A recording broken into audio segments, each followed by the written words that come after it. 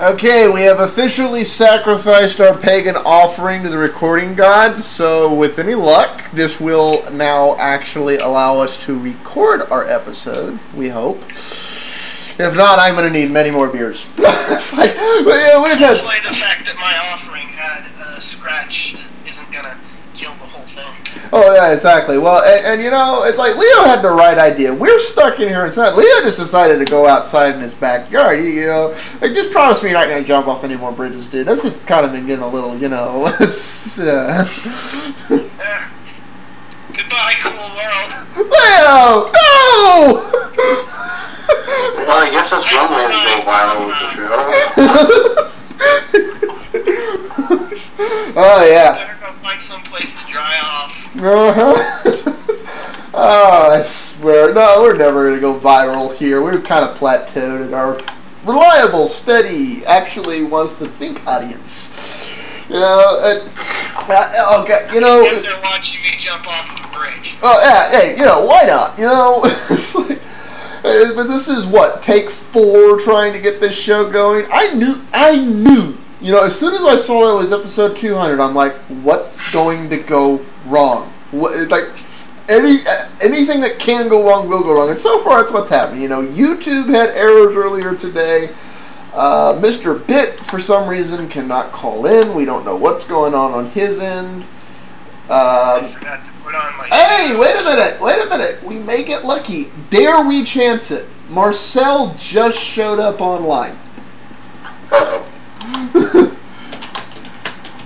Do you have it fixed? Dare we chance this?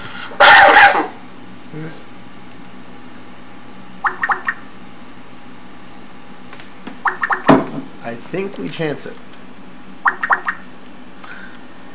Out of curiosity, are we still recording? Are you on? Yeah. Yeah. Right? Can you hear me? Okay. Are you still with us? I'm here. Wow. Wow! It worked without crashing the gods. Well, my Skype kept, I don't know what happened. You know, I kept getting terrible noise feedback. Well, at least we can hear you now. You know, it's kind of a good thing it didn't work earlier. You're just one of many things that's gone wrong. I think we're under the curse of 200. You know, it's like Leo just looks weird. You know, it's like, you know, it's like at least he's having fun. You know, whatever. It's like, okay. Do we want to go over the Maybe what screwed us over was bad mouthing the DS, because we were like we were talking about like it's good and it's bad, but maybe that's what struck us down. I don't know. Yeah. So how's my audio? Is it crisp or clear, or is it good? It's loud. Alright. Okay. It's, you know what? Given the way Is it audio better? is loud, Is it still loud? I'm lowering the volume here. it's almost like you're talking over your mic or something. Okay, is it better now? It's better now. How it's going to show up on the recording, who the heck knows at this point? Alright, do I need to do a video call or stay audio? It's stay audio, because, you know, we have, I'm assuming he's still here, Dark One. I have no idea where Scopeless is. And everybody else is saying like probably not. So, cause Yeah, I thought you had split paw on. Not that I know. No? I tried to call him by mistake earlier. Oh, okay. I don't even know what's going on with Split. I haven't heard head or tails of him from a while. Okay. He's got a bunch of, he's still working on his family stuff. And Last I heard, he was busy with other stuff. Not good nor bad, just the way it is. Oh, okay. I just thought he was on because I saw his box up here in the group call. You know, I've tried to add so many people to this group call trying to get it to working. I tried to manually re-add you when you were ghosting on and off. I accidentally added 4 people that shouldn't have been, and then I couldn't figure out.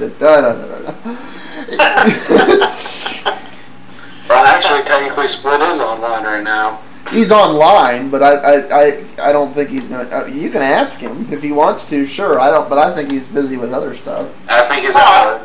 That's cool. That's cool. Anyways, do we want to try and rehash the 3DS? It's an interesting system, but I don't know. You know, it's 3D. You know, that pretty much sums it up. You know, it's Looking at the things that they were talking about in this article we have in the show notes, it looks like it has the potential to be another Virtual Boy, though. Sounds like the 3D comes across kind of awkwardly, not quite as awkwardly as the Virtual Boy, but I honestly, I think the real valid point. They go on basically hashing it. You know, well, 3D sucks, but 3D is good. You know, they start complaining about certain design things, and it's very clear this review is written by an adult. You know, I'm not sure a 10-year-old would agree that some of the things they say is in the wrong place, in the wrong what you place. mean, like the D-pad? Yeah. I'll tell you right now, looking at a picture of it, that D-pad is in the wrong place. Okay. And it's going to be really awkward. But all of that aside, I think the real killer on it is the price. You know, I think it, like you say, it has potential to be a good system, but it's also potentially another Virtual Boy. Because at the end of the day, I bet you have kids. If your kids wanted a portable game system that cost more than your Xbox 360, would you buy it for them? We don't have any consoles here, so. Okay, but if you could get an Xbox 360, that's not the point of the question. yeah, okay. Well, I mean, I wouldn't know. The point of the question was my kids. I mean, they don't know any of the Xbox or PlayStation or Nintendo DS. So I guess it wouldn't be fair to answer the question. I wouldn't know what they would say. Okay.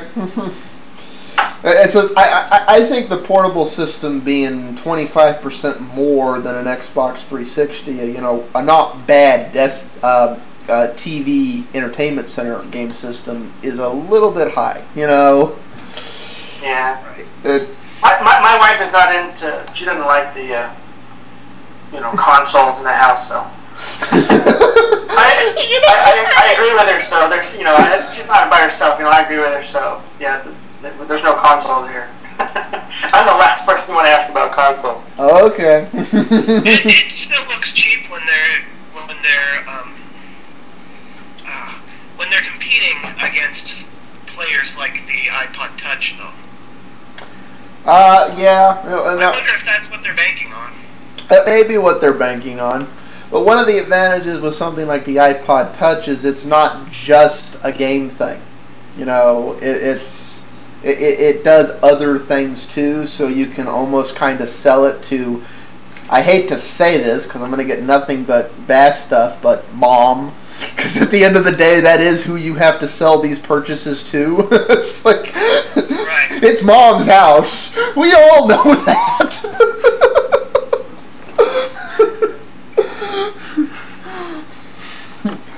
I am worried about this device. Okay. Get Moving on to FireFox 4. Who's played with FireFox 4 at this point?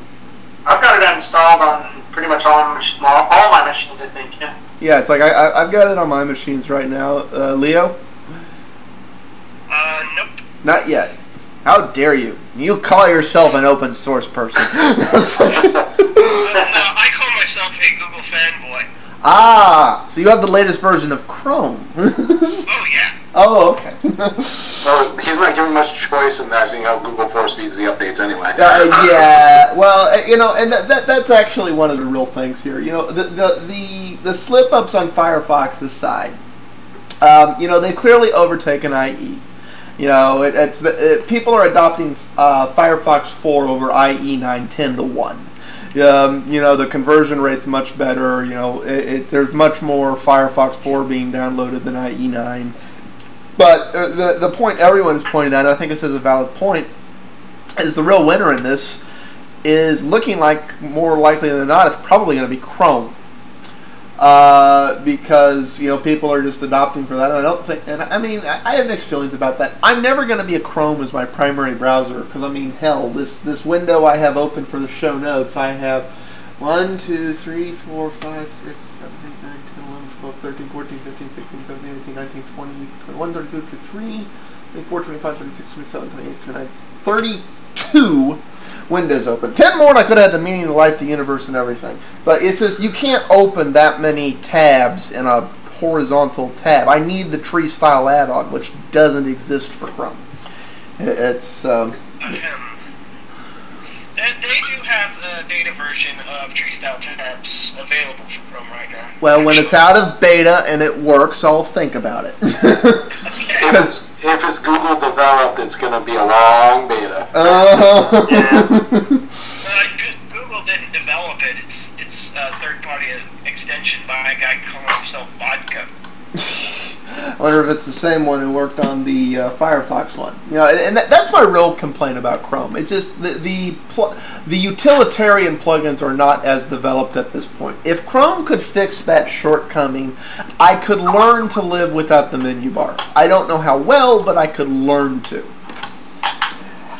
But it's like the thing they get on here, I do find some of the choices Firefox is making in the mobile arena a little strange. You know, they're almost making Apple-like decisions. You know, it's Firefox for mobile will not work on any systems with ARM6 processors. You have to have ARM7 or better. Now, I mean, it's not like there aren't plenty of systems, but basically they're saying we want the newer or higher-end Android devices only, like the Nexus One or the Zoom or ones like that. We don't want any of these little cheap Android devices with ARM6. I have mixed feelings about that. You know, I get the point, but it's one of those, shouldn't that be up to the end user? Whether they want it to run sluggish and slow or not, you know? Yeah. And of course, they're pulling the Apple approach. Firefox 4 Mobile will not support Flash. Download Skyfire.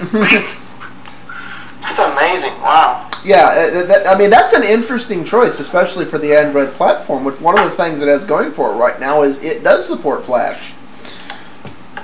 I do think their HTML5 video support is better in that regard, but it's not... but it's not. They've got some other issues to work out as far as that goes.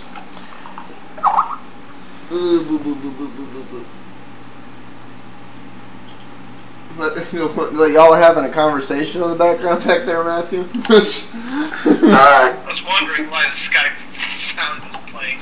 Yeah, like, window. The balloon's brought to you by Outdoor Bridges. Oh no! We just spent 5 minutes prattling on. Well, I spent 5 minutes being the only one prattling on about Firefox. You know, we have to do something to get the show back on track. I mean, come on. Okay. Oh, wait a minute. This is right up your street, Leo. If you can tie yourself away from jumping off bridges for a second. Multitask. What you got? Okay, big shocker. T-Mobile people are not happy about the AT&T potential buyout. Are you one of them? Oh yeah. Strike overwhelmingly and put near unanimously in the phrase T-Mobile customers overwhelmingly disapprove of AT&T merger. In my own life, the people that I know that have been on T-Mobile disapprove completely of the AT&T merger. Well, and you know what I find so funny about this is that T-Mobile, because they aren't officially bought out yet, is still playing these, you know, the commercial that's like the iPhone versus the T-Mobile Android devices, and they got that hot girl there, you know, talking to the bleach blonde AT&T guys, like, I see you've lost your shirt to AT&T or whatever. It's like, well, sometimes you have to pay more for less. Makes sense if you don't think about it. I want somebody to make a parody of that ad where the AT&T guy comes over to her and just rips her dress out and goes, "Didn't you hear? We just bought you." Because that really is what's kind of happened to all these poor T-Mobile customers who deliberately chose T-Mobile because they didn't want AT&T bullshit, and now they're getting sucker punched into it. I can't live in a T-Mobile-less world. Adieu, fair people. You got any thoughts on this bit? Well, aside of what we were discussing last time, you know, there's always cycles within business and mergers and then breakups. I personally don't think it should go through. I don't know if it will be approved. I've read articles saying that people aren't quite sure and that AT&T's argument's quite weak. In our I think it was iWorld show we were discussing, well, I could see why AT&T wants to. You know, they can expand their infrastructure overnight rather than setting aside all the money and dealing with a slower expansion of their network. You know, that's what I see their reasoning. Depending how big a stink on this the current T-Mobile customers make, this could actually get turned into a political issue because, you know, we're in 2011 right now, and mergers like this take a little over a year to go through, which means final regulatory approval is going to be happening in first, second quarter of 2012, which happens to be an election year. And given some of the other political flack going on right now, both sides need every damn vote they can get. So this could become a galvanized, indirectly, AT&T could find themselves in the middle of a country galvanizing issue for the 2012 election. Which side of net neutrality are you on, politician? It's like, do you like or hate AT&T? Are you going to stop them? It's like... Probably not, but you know, if people get smart, they'd make a big stink about it and put a big spotlight on it like that. And then the regulators are like, why? Why is everybody sending me death mail?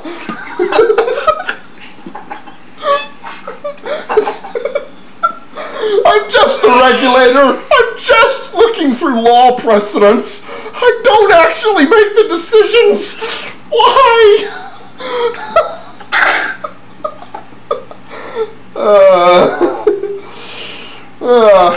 Moving on to another story that's as equally pointlessly absurd, unless y'all want to rehash it. It's like, have any of y'all looked at the New York Times paywall? No. Well, the New York Times is like basically trying to go paid, where like you have to pay to go to the website. Oh, you mean online? I mean, but that's been going on for quite a while. Yeah. But it's been going on for quite a while, and they think they're finally happy with it. But here is the overwhelmingly sophisticated nature of their paywall. If I go to the New York Times site and it says "Give me money," I simply go up to my URL and I click on it and I delete the hashes after the HTML mark, and then it'll load the page. And I'm like, what was the point? If all you're doing is adding a URL hash on to say redirect to a give me money page, really, what's the point? That's a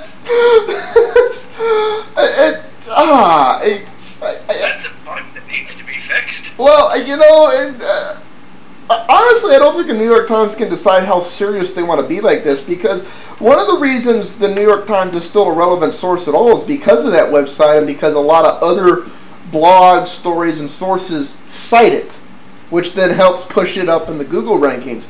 Nobody is going to cite a page that people can't load and look at, which means it'll basically, the end result, if New York Times really pushes this, is they'll just quarantine themselves from the net.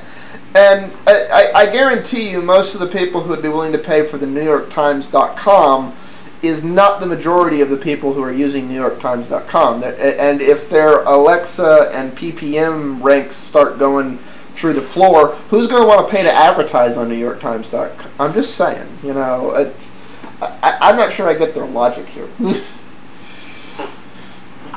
Getting back, any thoughts on that? Or the way I understood it, that they weren't doing it the same way that, say, the Wall Street Journal was doing it, where you would have to go to a page and do it. The way I understood it, they were trying to make it so that you could read a certain number of articles for free each day. And what it is you can read X number of articles per day, and then you're allowed Y more Google clicks. So if you find a New York Times on like page 1 of Google and you click on it, well, we're going to allow you more of those, because if you're clicking on a page 1 thing at Google and it says you can't load this, I think they figured out that Google would just start removing them entirely from page 1 because there's no point in serving a result people can't access. Sure. I honestly, if they didn't make that adjustment, I would see Google giving the New York Times a manual penalty to like page 10 or lower. It's like, because Google doesn't want the bad PR of serving up a pay-only site. It's not relevant results.